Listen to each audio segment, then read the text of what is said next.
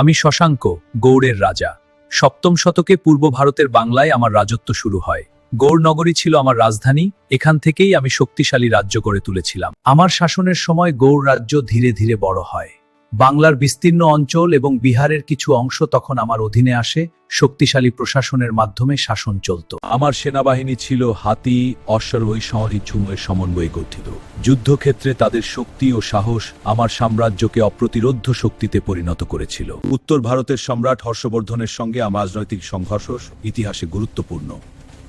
এই দ্বন্দ্ব পূর্ব ও উত্তর ভারতের ক্ষমতার ভারসাম্য নির্ধারণে বড় ভূমিকা রেখেছিল। তার তীরের বন্দর গৌড়কে সমৃদ্ধ করেছিল।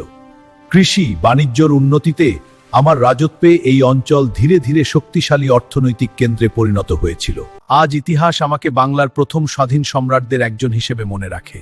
গৌড় রাজ্যে শাসনের মাধ্যমে আমি বাংলার ইতিহাসে এক গুরুত্বপূর্ণ অধ্যায় তৈরি করেছি।